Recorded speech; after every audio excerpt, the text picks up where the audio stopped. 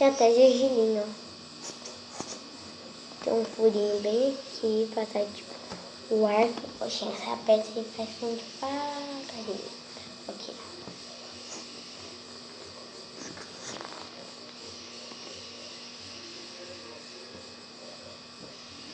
Muito fofo, olha aqui. Esse daqui é o pão, né? Aqui o gergelim. Esse daqui é o queijo, o cheddar, né? Sua preferência. Esse daqui era pra ser a carne, só que ficou roxo. Ficou roxo. Esse daqui é a carne, esse daqui é o tomate e esse daqui é o alface. Ficou muito bom esse sanduíche. Esses são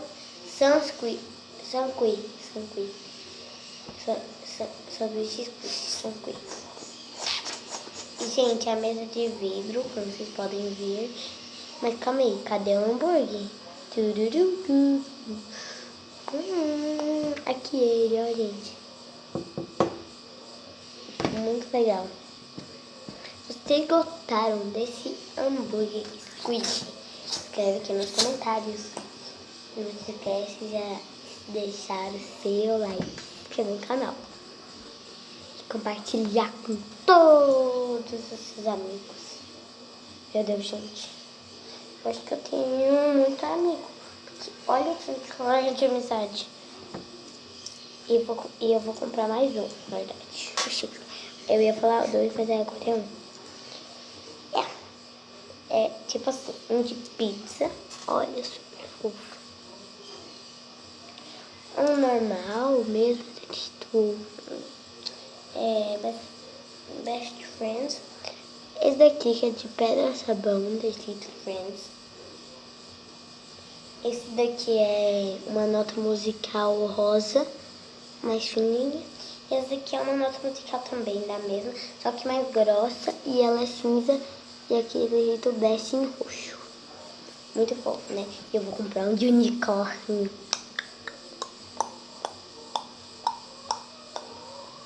Gente, ó. Parece que é uma slime, ó.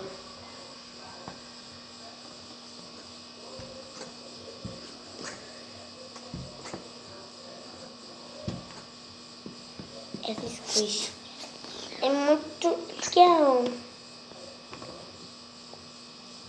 Se você quer mais vídeos de squish aqui no canal, escreve aqui nos comentários, deixa seu like, se inscreve.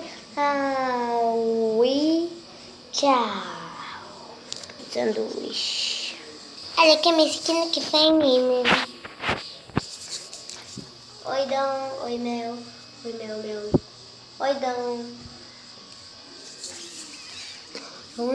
Dá um like. E não se esquece de me seguir no Instagram e também